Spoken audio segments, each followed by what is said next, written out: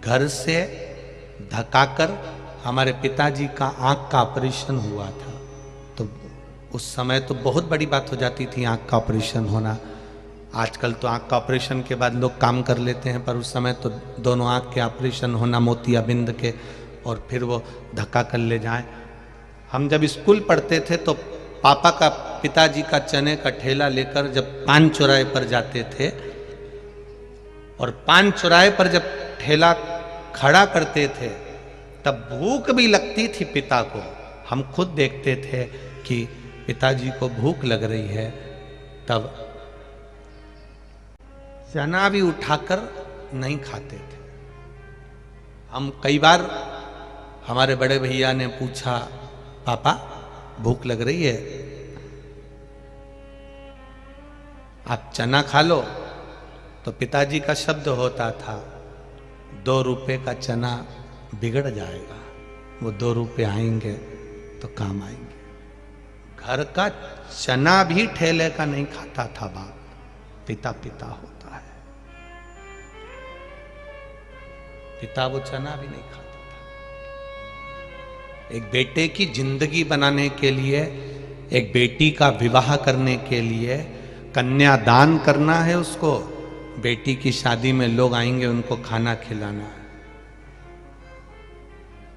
खाना खाने वाला तो प्लेट में भोजन को डस्टबिन में छोड़कर चले जाता है, भरी की भरी 200 रुपए की प्लेट छोड़कर चले जाता है।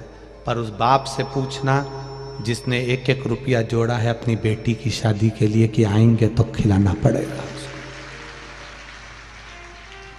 1-1 रुपया जोड़ा है उस पिता ने, 1-1 रुपया। केवल बेटी का शादी करना है, बेटे का काम धंधा लगाना है, बच्चों को पढ़ाना है, अच्छे कपड़े पहनाना है। 500 रुपए उसकी जेब में है, पर 1 रुपया खर्च नहीं करता पिता। 1 रुपया। क्या उसको पानी पतासा याद नहीं आता जो तुम ठेले पर खड़े होके 50 रुपए का खाकर आ जाते हो? तुम्हारे पापा, तुम्हारे पिता को वो पानी पतासा अच्छा नहीं लगता? तुम्हारे पिता को क्या चाउमीन अच्छी नहीं लगती?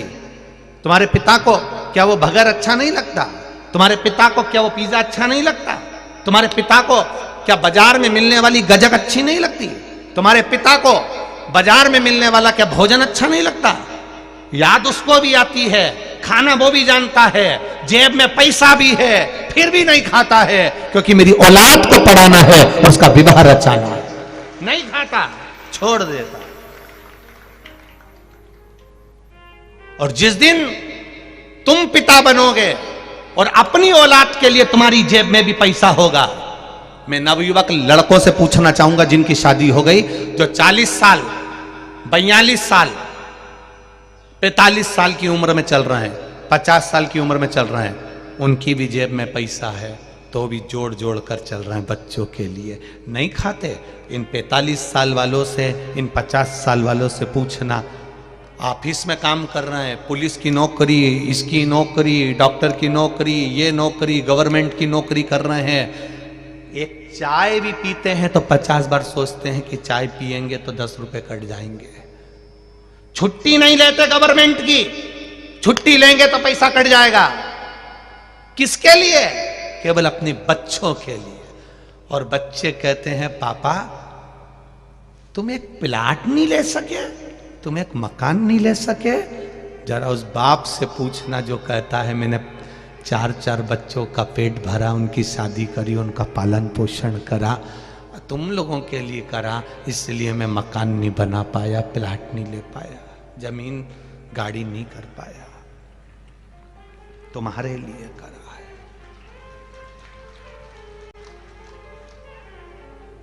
बाप जैसी दुनिया में कोई पूंजी नहीं हो सकती, पिता जैसी कोई दौलत नहीं हो सकती। जिंदा है तब तक लगता है तुमको कि तुमने कमाया है, चले जाएगा तब मालूम पड़ेगा कि ये सारी दौलत उसी की तो थी, उसी के आशीर्वाद की थी। आज सबसे बड़ी खुशी की एक बात कहना चाहूंगा, बड़ी खुशी की बात कहना चाहूंगा। लोग पूछते हैं शिव पुराण क्या देती है? हमारे पास जो पत्र आते हैं, हमारे पास में जो मैसेज आते हैं, हजारों लाखों पत्र और मैसेज रोज सीओर में आते हैं प्रतिदिन। खुशी इस बात की होती है कि नवयुवक लड़के, नवयुवक बेटियां, नवयुवक बेटे अब बूढ़े माता पिता के प्रति समर्पित होना चालू हो गए। लोग पूछते हैं शिवपुराण क्या देती है, हम कहते हैं उनका समर्पण बड़ा है, उनका त्याग बड़ा है, उनका प्रेम बड़ा है, उनकी वात्सल्यता बड़ी है, उनकी करुणा बड़ी है। जो बच्चे गलत मार्ग पर जा रहे थे वो वापिस थोड़ा ना थोड़ा अपने पिता का और मां का आदर करना सीख गए। माता पिता का आदर करना सीख गए।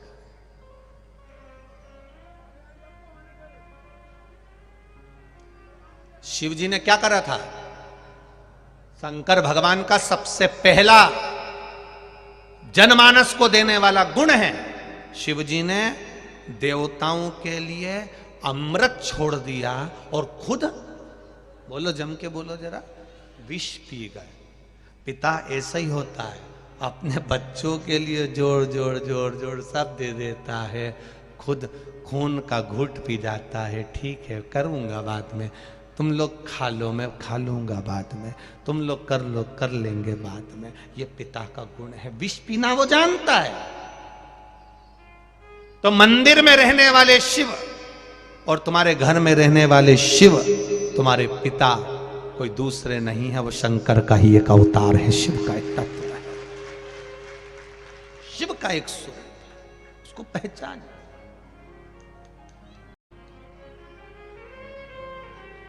अपने तत्व को जानने का विचार करें। काकभुसुंडी जी ने गुरु का अपमान कर दिया। एक यज्ञ रखा काकभुसुंडी जी ने, और काकभुसुंडी जी ने एक यज्ञ रखा और उस यज्ञ में सबको बुलाया पर अपने गुरु जी को नहीं बुलाया, लोमश बाबा को नहीं बुलाया, क्योंकि वो राम जी की भी आराधना करते हैं, शिव जी की भी आराधना करते हैं। पर हमारा सनातन धर्म कहता है कोई किसी को भी माने। हमने आपसे भी कहा, आप राम जी को भजते हो, राम को भजो, आप कृष्ण को भजते हो, कृष्ण को भजो, शिव को भजते हो, शिव को भजो, दत्त को भजते हो, दत्त को भजो, तुम्हारी मर्जी पड़े जिसको भजो। पर कहीं अगर तुम्हें ज्ञान की कोई बात मिल रही हो, कोई सत मार्ग मिल रहा हो, तो वहाँ जरूर जाना। ऐसा नहीं कि मैं राम वाला हूँ, शिव के मंदिर नहीं जाऊँगा, मैं शिव वाला हूँ, राम के मंदिर नहीं जाऊँगा। दुनिया के लोग तोड़ेंगे तुमको, पर आप टूटना नहीं। गलत चीज कहीं मिले तो मत जाना, बिल्कुल मत जाओ, बिल्कुल मत जाइए।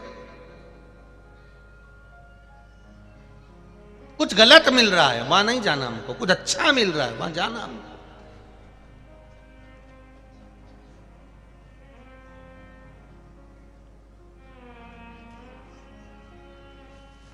आज कोकड़ी में कम से कम 4.5 लाख लोगों से ज्यादा लोग इस कोकड़ी की कथा में आए हुए हैं। 4.5 लाख से ज्यादा लोग। टेंट बड़ा बड़ा के वो नागपुर का टेंट वाला साहू जी थक गया, इतना रोज टेंट लगाता है वो, कभी इधर बढ़ा देता, कभी इधर बढ़ा देता, कभी उधर बढ़ा देता। टेंट बढ़ते बढ़ते भोजनशाला में घुस गया। गलत है, भोजनशाला टेंशन में है कि दोनों टेंट एक मिला दिया, अब कहां जाओगे? तो वो टेंट वाला साहू भी बोला अब हम इधर नहीं आएंगे, अब हम उधर जाएंगे।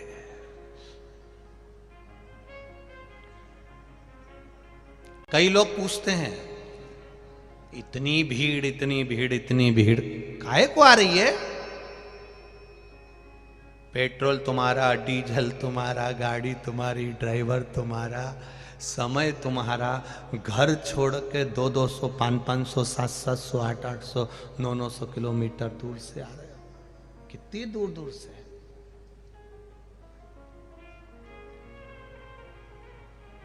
एक तो पंजाब से आया है वो कथा में,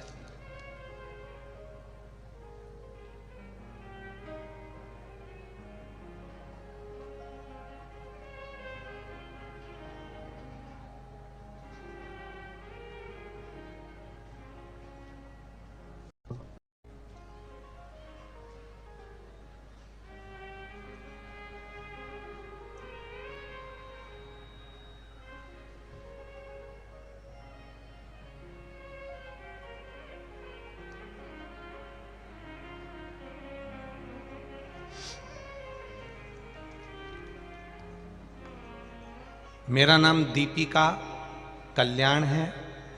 मैं कुरुक्षेत्र हरियाणा से आई हूँ। कुरुक्षेत्र हरियाणा। कहीं बैठी हो तो हाथ हिलाइएगा। कहीं बैठी हो तो अपने दोनों हाथ अवश्य हिलाइएगा। मेरा नाम दीपिका कल्याण है। मैं कुरुक्षेत्र हरियाणा से आए हैं। मेरे घर के लोग भी साथ में आए हुए हैं। कहीं बैठे हो तो हाथ हिलाइएगा। हम पूरा परिवार शिव कथा सुन रहे हैं। और भाई 5 वर्ष का है। वह ना बोलता ना सुनता, दिमाग से भी कमजोर है। गुरुजी, हमने टीवी पर कथा सुनी और कथा सुनकर हमने विचार करा कि बच्चे को जल पिलाएं, बेलपत्र दें। हम बाबा की कृपा से वही क्रम करना प्रारंभ करें। आज ये छत्तीसगढ़ की कथा में हमारा आने का केवल एक कारण है, बाबा को प्रणाम करना, उनको नमन करना, उनको धोख लगाना। एक लोटा जल सारी समस्या का हल। उसी एक लोटे जल ने ऐसी कृपा कर दी, हमारा 5 वर्ष का भाई ना चल पाता था, ना बोल पाता था, दिमाग से भी कमजोर था, पर बाबा की कृपा से अब उसकी वाणी धीरे धीरे आना प्रारंभ हो गई। वो बोलना प्रारंभ कर दिया। ये शिव है, ये शंकर, ये औघड़ी है। शिव तत्व इसी को कहते हैं। कितनी दूर दूर से लोग आ रहे हैं, हरियाणा, पंजाब, कहीं कहीं कहीं कहीं से।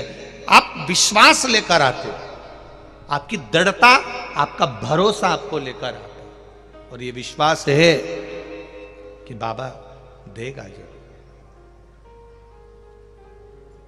कृपा करेगा जरूर।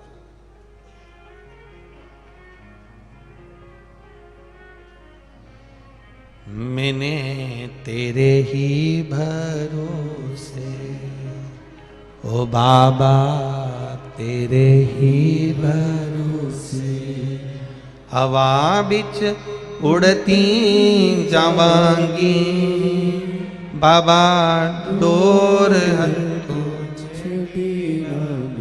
कटी जावांगी, भोले में तेरी पदम, शंभो में तेरी पदम, हवा बिच उड़ती जावांगी, बाबा डोर हत्तो छड़ी में कटी जावांगी। शिव कृपा इसी को कहते हैं, शंकर की उदारता इसी को कहते हैं। काकभुसुंडी जी ने अपने गुरु का अपमान कर दिया, लोमश बाबा को नहीं बुलाया यज्ञ में। यज्ञ रचा पर लोमश जी को नहीं बुलाया गया। लोमश बाबा को मालूम पड़ा कि मेरा चेला, मेरा शिष्य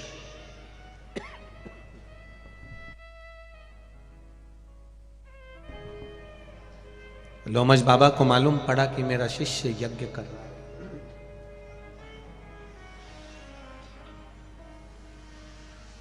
और मेरा शिष्य अगर यज्ञ कर रहा है तो मुझे जाना चाहिए। गुरु है, चेला, शिष्य भले बेर रख ले, शिष्य भले बेरी हो जाए, शिष्य भले कपटी हो जाए, शिष्य भले धोखा दे दे, शिष्य भले विश्वासघात कर दे, पर गुरु गुरु होता है। गुरु गुरु है। कितना सुंदर संवाद है। एक गुरुजी स्नान करके आ रहे थे और एक ईर्ष्या रखने वाला पेड़ पर चढ़ गया, मुंह में पान भर के बैठ गया, तंबाकू भर के बैठ गया, पान भर के बैठ गया। गुरुजी आए गंगा नहा के, इसने थूक दिया। फिर गुरुजी आए, इसने फिर थूका। ये फिर गुरुजी आए, इसने फिर थूका। गुरुजी बार बार गंगा नहा के आ रहे हैं, ये बार बार थूक रहा है। फिर गंगा नहा कर आए, फिर थूका। फिर गंगा नहा कर आए, फिर थूका। बार बार थूका गया, मुंह में पूरा थूक खत्म हो गया। अंत में वो नीचे आ गया। पेड़ पे से नीचे उतर कर आकर गुरु जी से कहा, क्षमा करिए, मैंने इतनी बार थूका, मैंने इतनी बार आपके ऊपर पान थूका, गुटखा थूका, आपने एक बार भी पलट कर जवाब नहीं दिया गुरुदेव। गुरु जी ने कहा, मुझे तेरे चरण पकड़ लेने दे। गुरु ने शिष्य के चरण पकड़ लिए। रोज गंगा की एक डुबकी लगाता था, आज तेरे चक्कर में 108 बार लग गई। ये तेरी ही तो कृपा है, तेरी ही तो दया है, तेरी ही तो करुणा है, ये तेरी कृपा से हुआ। हम अच्छा क्यों नहीं देख पाते? हमें अच्छा क्यों नजर नहीं आता? हम अच्छा क्यों नहीं देख रहे हैं? एक बहुत बड़ी बात है, थोड़ा अपने जीवन में उतारिएगा इस बात को। हमें दूसरे में, दूसरा व्यक्ति गलती करा, दूसरा व्यक्ति अगर बेकार काम करा, दूसरा व्यक्ति यदि कुछ कमी करा है, देखो, बोलो, मना नहीं है, समझाओ, मना नहीं है। शिव महापुराण की कथा कहती है, अगर किसी व्यक्ति ने गलती करी है, किसी व्यक्ति ने बेकार काम करा है, देखो, समझाओ, बोलो, मना नहीं है। उसमें कोई कमी है, बताओ कि तूने ये कमी रखी है, मना नहीं है बताने का कि तूने ये कमी कर दी। पर एक बात याद रखना, एक व्यक्ति में कमी दिखी, दूसरे व्यक्ति में कमी दिखी, तीसरे व्यक्ति में कमी दिखी, हर एक व्यक्ति में तुम कुछ ना कुछ कमी देख रहे हो, तो फिर हमें उसको नहीं बताना, फिर हमें अपने आप में समझना है कि हम में क्या कमी है जो सामने वाला व्यक्ति कमी नजर आ रही है। एक व्यक्ति में कमी नजर आए तो समझ लेना कि आप मार्गदर्शक हो, आप समझा सकते हो, आप ज्ञानी हो। दो व्यक्ति में भी गलती नजर आ जाए तो समझ लेना आप मार्गदर्शक हो, आप समझा सकते हो, आप ज्ञानी हो। तीन व्यक्ति में भी गलती नजर आ जाए तो समझ लेना मार्गदर्शक हो, समझा सकते हो, ज्ञानी हो। पर हर व्यक्ति में गलती नजर आ जाए, ये भी संत बुरे, वो भी संत बुरे, ये भी बुरे, वो भी बुरे, ये भी कथाकार बुरे, वो भी कथाकार बुरे, ये भी बुरा, वो भी बुरा, प्रत्येक व्यक्ति अगर गंदा नजर आने लगे, हर एक व्यक्ति में गलतियां दिखने लगे, तब सामने वाला व्यक्ति गलत नहीं है, तुम गलत हो जो तुम्हें हर एक व्यक्ति गलत नजर आ रहा है।